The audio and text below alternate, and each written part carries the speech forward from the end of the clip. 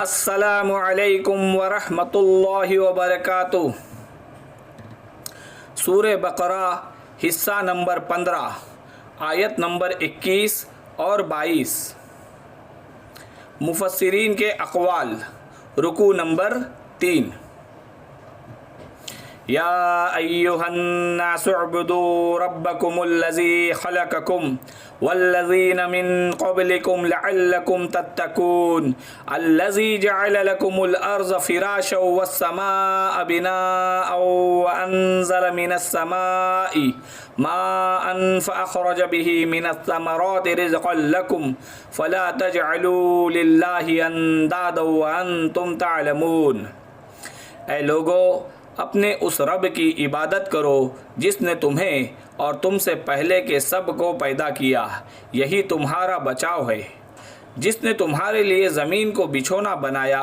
اور آسمان کو چھت، اور آسمان سے پانی اتار کر اس سے پھل پیدا کر کے تمہیں روزی دی۔ خبردار، باوجود جاننے کے اللہ کے شریک مقرر نہ کرو۔ مفسرین کے اقوال ان دو آیات کے بارے میں۔ سورۃ البقرہ کے تیسرے رکوع میں قرآن کی دعوت کا خلاصہ ہے کہ قرآن کیا ماننے کی دعوت دیتا ہے، قرآن کی پکار کیا ہے۔ ان آیات سے پہلے 2/3 قرآن پہلے نازل ہو چکا ہے، پس منظر میں ہے، لیکن ہمارے لیے ترتیب مصحف کے اعتبار سے وہ قرآن بعد میں آئے گا، لیکن ترتیب نزول کے اعتبار سے وہ پس منظر میں موجود ہے۔ لیکن چونکہ مصحف کے اندر یہاں سے آغاز کیا جا رہا ہے، لہٰذا اس کا خلاصہ لب لباب یہی رکوع ہے، اور قرآن کے فلسفے کا اور اس کے بعد نہایت ہی اہم موضوعات ہے، مسائل ہے، ان کا ذکر پھر چوتھے رکوع میں ہے، لیکن ابھی ہم تیسرا رکوع پڑھ رہے ہیں۔ سورۃ البقرہ کی دوسری آیت ہے جس کہ ذالک الکتاب لا ریب فیہ ھدی للمتقین، اس دعا و درخواست کا جواب تھا جو سورہ فاتحہ میں آئی ہے، یعنی اہدنا الصراط المستقیم، یعنی کہ جو صراط المستقیم تم طلب کرتے ہو، جو صراط المستقیم تم طلب کرتے ہو وہ اس کتاب میں ہے، کیونکہ قرآن اول سے آخر تک اس صراط المستقیم ہی کی تشریح ہے۔ اس کے بعد قرآنی ہدایت قبول کرنے اور نہ کرنے کے اعتبار سے انسان کے 3 گروہوں کو بیان کیا گیا ہے۔ پہلی 3 آیات میں مومنین، متقین کا ذکر ہوا ہے، جنہوں نے ہدایت قرآنی کو اپنا نصب العین بنا لیا، اپنا اول کام، اول مقصد بنا لیا۔ بعد کی 2 آیتوں میں اس گروہ کا ذکر کیا جس نے کھلے طور پر اس ہدایت کی مخالفت کی۔ اس کے بعد کی 13 آیتوں میں اس خطرناک گروہ کے حالات بیان کیے گئے جو حقیقت میں تو قرآنی ہدایت کے مخالف تھے، مگر دنیا کی ذلیل اغراض کی خاطر یا مسلمانوں کو نقصان پہنچانے کے خیال سے اپنے کفر و مخالفت کو چھپا کر مسلمانوں میں شامل رہتے اور اپنے آپ کو مسلمان ظاہر کرتے تھے، یعنی کہ منافقین۔ اسی طرح سورۃ البقرہ کی 20 آیتوں میں ہدایت کے قبول کرنے اور نہ کرنے کے معیار پر کل انسانوں کو 3 گروہوں میں بانٹ دیا گیا ہے، جس میں اس طرف بھی اشارہ پایا گیا کہ انسان کی گروہی اور قومی تقسیم مذہب کی بنیاد پر ہے، دین کی بنیاد پر ہے کہ اللہ تعالیٰ اور اس کے ہدایات کو ماننے والے کی ایک قوم اور نہ ماننے والی دوسری قوم، جن کو سورہ مجادلہ میں حزب اللہ اور حزب الشیطان کا نام دیا گیا ہے۔ غرض سورۃ البقرہ کی ابتدائی 20 آیتوں میں قرآنی ہدایتوں کے ماننے یا نہ ماننے کی بنیاد پر انسان کو 3 قوموں میں تقسیم کر کے ہر ایک کا کچھ حال بیان فرمایا گیا۔ سورۃ بقرہ کے ابتدائی 2 رکوع میں 3 طرح کے لوگوں کا ذکر ہوا ہے۔ اب خاتم الانبیاء حضرت محمد صلی اللہ علیہ وسلم کی دعوت کا آغاز ہو رہا ہے۔ ہر طرح کے لوگوں کو حضرت محمد صلی اللہ علیہ وسلم کی دعوت ہے، اور دعوت عام حضرت محمد مصطفیٰ صلی اللہ علیہ وسلم کی یہ ہے کہ اعبدوا ربکم، عبادت کرو اپنے رب کی۔ اس کے بعد اس آیت نمبر 21 اور 22 آیتوں میں 3 گروہوں کو خطاب ہو رہا ہے۔ کن 3 گروہوں کو خطاب کر کے وہ دعوت پیش کی جا رہی ہے کہ جس کے لیے قرآن نازل ہوا ہے، وہ دعوت پیش کی جا رہی ہے کہ جس کے لیے قرآن نازل ہوا۔ اس میں مخلوق پرستی سے باز آنے اور ایک خدا کی عبادت کرنے کی طرف دعوت ایسے انداز سے دی گئی ہے کہ اس میں دعوے کے ساتھ اس کے واضح دلائل بھی موجود ہے، جن میں ادنا سمجھ بوجھ والا انسان بھی ذرا سا غور کرے تو توحید کے اقرار پر مجبور ہو جائے۔ ہر رسول کی دعوت کا آغاز ہے۔ اس آیت نمبر 21 کے پہلے جملے یا ایھا الناس میں ایک بات قابل غور ہے کہ ہر رسول کی دعوت کا آغاز اے میری قوم کے لوگوں سے ہوتا ہے، لیکن حضرت محمد صلی اللہ علیہ وسلم پورے عالم کے نبی اور رسول ہے، قیامت تک آنے والے لوگوں کے نبی اور رسول ہے، اس لیے ان کی دعوت کا آغاز اے لوگوں سے ہوتا ہے، یعنی تمام انسانوں سے خطاب ہوتا ہے۔ ہر رسول کی دعوت میں اللہ کی بندگی کرو اور میری اطاعت کرو۔ ہر رسول کی دعوت میں ہے کہ اللہ کی بندگی کرو اور میری قوم کے لوگوں اللہ کی بندگی کرو، اس کے سوا کوئی تمہارا معبود و الہ نہیں ہے۔ تمام رسولوں کی دعوت یہی ہے، یہاں تک کہ نبی آخر حضرت محمد صلی اللہ علیہ وسلم کی دعوت بھی یہی ہے۔ لیکن یہاں ایک بہت بڑا فرق یہی ہے کہ باقی تمام رسول کی دعوت ہم کو اس طرح ملے گی کہ اے میری قوم کے لوگوں، لیکن نبی اکرم صلی اللہ علیہ وسلم کی دعوت میں اے بنی آدم، اے بنی انسان۔ تو معلوم ہوا کہ تمام رسول نبی اکرم صلی اللہ علیہ وسلم سے پہلے اپنی اپنی قوموں کے لیے آئے تھے، اور نبی اکرم صلی اللہ علیہ وآلہ وبارک وسلم پورے عالم کے لیے نبی اور رسول بن کر آئے تھے۔ اس رکوع کی پہلی آیت میں یا ایھا الناس سے خطاب شروع ہوا۔ اس رکوع کی پہلی آیت میں یا ایھا الناس سے خطاب شروع ہوا۔ لفظ الناس عربی زبان میں مطلق انسان کے معنی میں آتا ہے، اس لیے مذکورہ 3 گروہ اس میں داخل ہے، جن کو مخاطب کر کے ارشاد فرمایا اعبدوا ربکم۔ عبادت کے معنی میں ہے کہ اپنی پوری طاقت مکمل اپنے رب کی فرما برداری میں صرف کرنا اور خوف و عظمت کے پیش نظر نافرمانی سے دور رہنا۔ اور رب کے معنی پروردگار کے ہے، جس کی پوری تشریح پہلے گزر چکی۔ ترجمہ یہ ہوا کہ عبادت کرو اپنے رب کی۔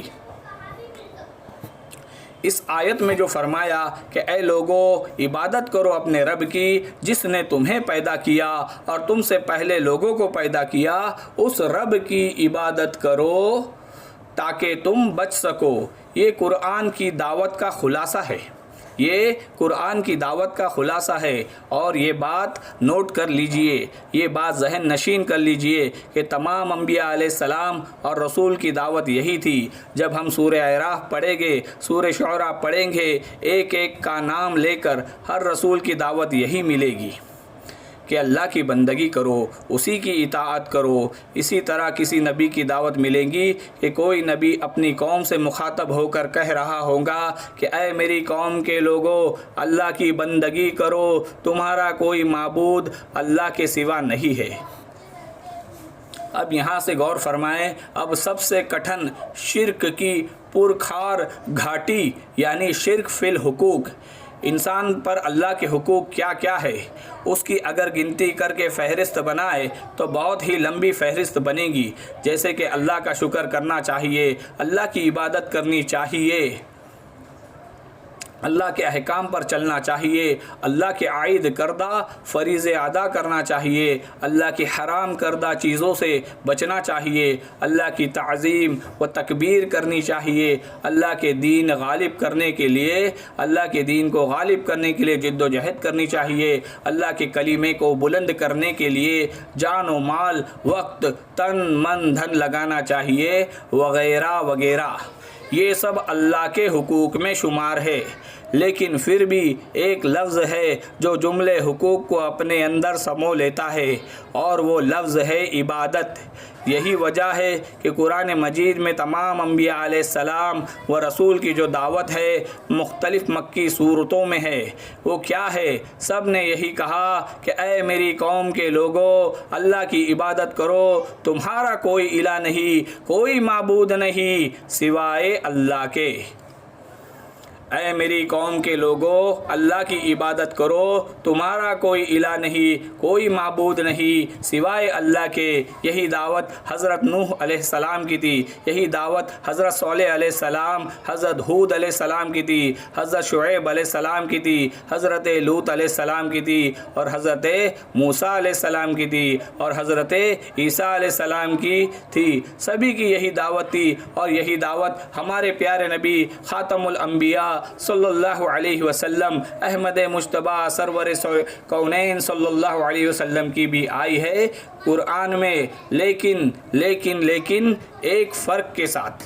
کہ حضور صلی اللہ علیہ وسلم سے پہلے تمام انبیاء علیہ السلام اور رسول صرف اپنی قوموں کے لیے مبعوث کیے گئے، اپنے علاقے کے لیے مبعوث کیے گئے تھے، لیکن ہمارے پیارے نبی خاتم الانبیاء صلی اللہ علیہ وسلم کی بعثت پوری روح انسانی کے لیے آئی ہے۔ یہی وجہ ہے کہ جہاں جہاں حضور صلی اللہ علیہ وسلم، ہمارے پیارے نبی خاتم الانبیاء صلی اللہ علیہ وسلم کی دعوت کا ذکر ہوگا، وہاں اے میری قوم کے لوگوں کا جملہ نہیں ہوگا، بلکہ یا ایھا الناس کا جملہ ہوگا کہ اے لوگو، یہ جملہ ہوگا۔ اس آیت میں جو کہا گیا کہ اے لوگو عبادت کرو اپنے اس رب کی، اس آیت میں جو کہا گیا کہ اے لوگو عبادت کرو اپنے رب کی، اس رب کی جس نے تمہیں بھی پیدا کیا اور تم سے پہلے جو لوگ تھے ان کو بھی پیدا کیا تاکہ تم بچ سکو۔ اور تم سے پہلوں کا ذکر اس لیے کیا گیا کیونکہ اکثر کہتے ہیں کہ ہم نے تو اپنے آبا و اجداد کو یہی کرتے دیکھا ہے، ہم تو یہی کریں گے لیکن سمجھ لو کہ جیسے تم مخلوق ہو اور تم سے غلطی ہو سکتی ہے اور گناہ ہو سکتے ہیں، ایسے ہی تمہارے آبا و اجداد بھی انسان تھے، مخلوق تھے، غلطی ہو سکتی ہے۔ پیروی آبا و اجداد کی نہیں بلکہ صرف اپنے رب کی کرو۔ اسی طرح سورہ لقمان میں آیا ہے کہ پیروی کرو اس کی جس نے اپنا رخ اللہ کی بندگی کی طرف کر لیا ہے، پیروی کرو اس کی جس نے اپنا رخ اللہ کی بندگی کی طرف کر لیا ہے۔ اسی لیے کسی شاعر نے خوب کہا ہے کہ آمد زندگی برائے بندگی، زندگی بنا بندگی شرمندگی۔ آمد زندگی برائے بندگی، زندگی بنا بندگی شرمندگی۔ اسی طرح نزول قرآن بھی اسی طرح عبادت رب، یہی انسان و جن کی تخلیق کی غایت یعنی کہ غرض، مطلب، منتہا انجام ہے کہ اللہ تبارک و تعالیٰ قرآن پاک میں فرماتا ہے وَمَا خَلَقْتُ الْجِنَّ وَالْإِنسَ إِلَّا لِيَعْبُدُونَ۔ ہم نے جن و انسان کو پیدا ہی صرف اس لیے کیا ہے کہ ہماری بندگی کرے۔ یہاں پر لفظ رب کی جگہ اللہ یا اسماء حسنہ میں سے کوئی اور نام بھی لایا جا سکتا تھا، مگر ان میں سے اس جگہ لفظ رب کا انتخاب کرنے میں یہ حکمت ہے کہ اس مختصر سے جملے میں دعوے کے ساتھ دلیل بھی آ گئی، کیونکہ عبادت کے مستحق صرف اللہ ہی کی ذات ہو سکتی ہے، کیونکہ عبادت کی مستحق صرف اور صرف اللہ ہی کی ذات ہے، جو انسان کی پرورش کی کفیل ہو، جو انسان کو ایک قطرے سے تدریجی تربیت کے ساتھ ایک بھلا چنگا سماعت و بصارت والا، عقل و ادراک والا ماہر انسان بنا دے، اور انسان کی بقا و ارتقا یعنی کہ اوپر چڑھنا، بتدریج ترقی کرنا، آہستہ آہستہ بڑھنا کے وسائل مہیا کرے۔ اللہ تبارک و تعالیٰ نے انسان کو ایک قطرے سے تدریجی تربیت کے ساتھ ایک بھلا چنگا سماعت و بصارت والا، عقل و ادراک والا ماہر انسان بنا دیا، اور انسان کی بقا و ارتقاء کے وسائل مہیا کرے۔ اور یہ ظاہر ہے کہ انسان کتنا ہی جاہل ہو اور اپنی بصیرت کو، دیکھنے کی، سوچنے سمجھنے کی طاقت کو کتنا ہی برباد کر چکا ہو، جب بھی ذرا غور کرے گا تو اسے اس کا یقین کرنے میں تحمل برداشت سہار نہ ہوگا کہ یہ شان ربوبیت بجز حق تعالی کے اور کسی میں نہیں، اور انسان پر یہ مربیانہ پرورش یہ مربیانہ یعنی کہ پرورش کرنے والے، سرپرستی کرنے والے انعامات صرف اللہ تعالی ہی نے کیے ہیں، نہ کہ کسی پتھر کے تراشے ہوئے بت نے کیے ہیں، اور نہ کسی اور مخلوق نے۔ اور وہ کیسے کرتے جب کہ وہ سب خود اپنے وجود اور ارتقاء میں اسی ذات واحد کے محتاج ہے، اور ایک محتاج دوسرے محتاج کی کیا حاجت روائی کر سکتا ہے۔ خلاصہ یہ ہے کہ اس جگہ لفظ رب لا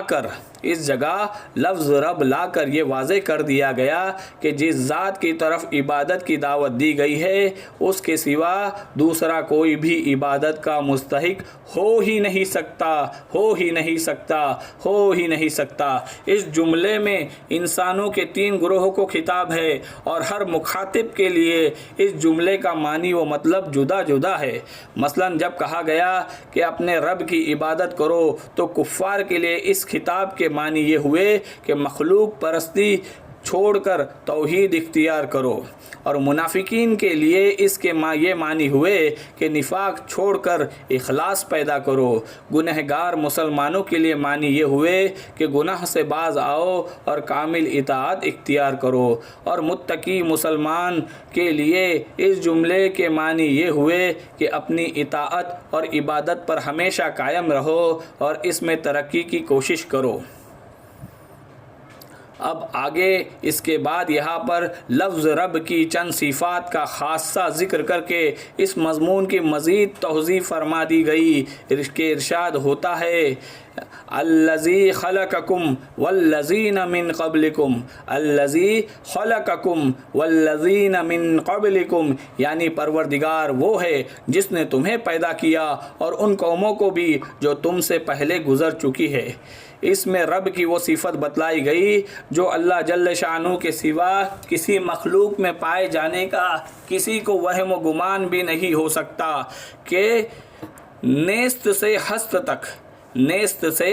تک یعنی کہ خالی سے ہستی تک، اور نابود سے بود کرنا یعنی کہ کسی کو بے وجود سے باوجود کرنا، کسی کو بے وجود سے وجود والا بنا دینا، پھر بطن مادر کی تاریکیوں میں یعنی کہ ماں کے پیٹ کے اندھیروں میں اور گندگیوں میں ایسا حسین و جمیل پاک و صاف انسان بنا دینا کہ فرشتے بھی اس کی پاکی پر رشک کرے۔ یہ سوائے اس ذات حق کے کس کا کام ہو سکتا ہے جو کسی کا محتاج نہیں اور سب اس کے محتاج ہے۔ اس آیت میں خلقکم کے ساتھ والذین من قبلکم کا اضافہ کر کے ایک تو یہ بتلا دیا گیا کہ تم اور تمہارے آبا و اجداد یعنی تمام بنی نوع انسان کا خالق اللہ ہی ہے، اللہ ہی پروردگار ہے۔ اب آگے سماعت فرمائے من قبلکم کا ذکر فرمایا، من بعدکم کا ذکر نہیں فرمایا۔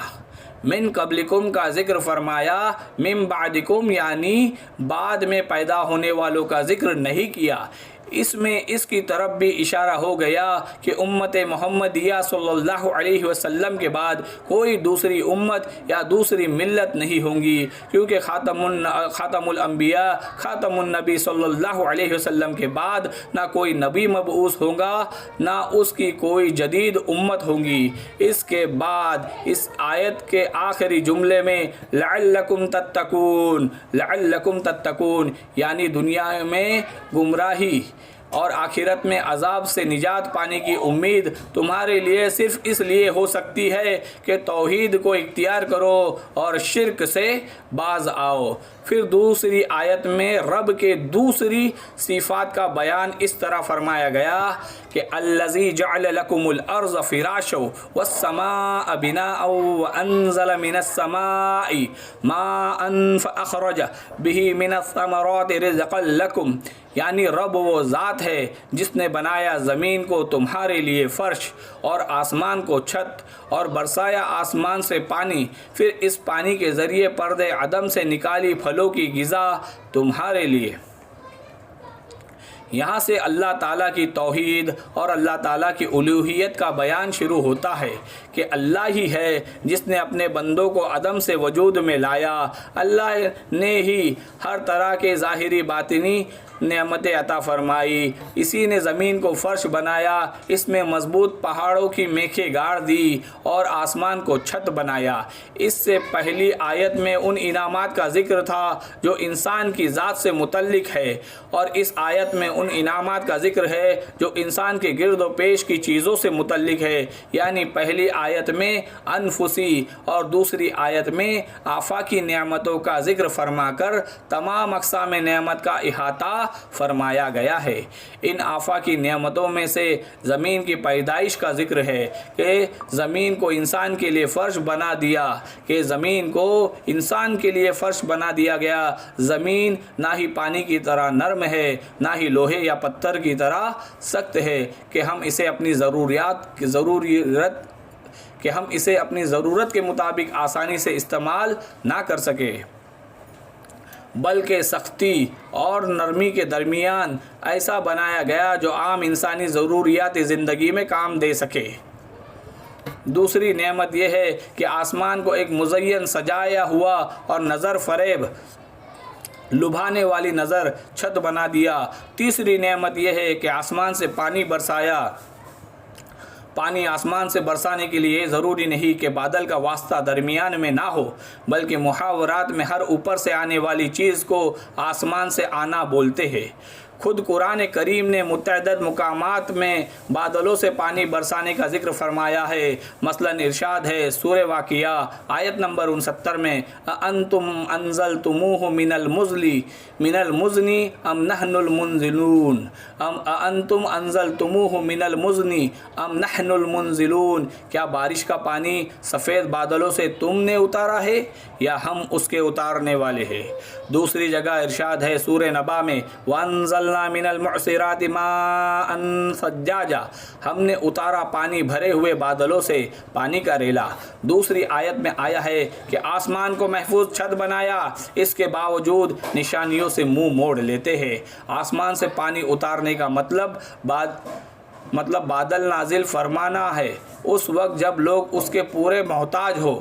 پھر اس پانی سے طرح طرح کے پھل پھول پیدا کرنا جس سے لوگ فائدہ اٹھائے اور ان کے جانور بھی، جیسے کہ قرآن مجید میں جگہ جگہ اس کا بیان آیا ہے۔ ایک جگہ فرمان ہے اللہ تعالیٰ تمہارے لیے زمین کو فرش بنایا، اللہ تعالیٰ نے تمہارے لیے زمین کو فرش اور آسمان کو چھت بنایا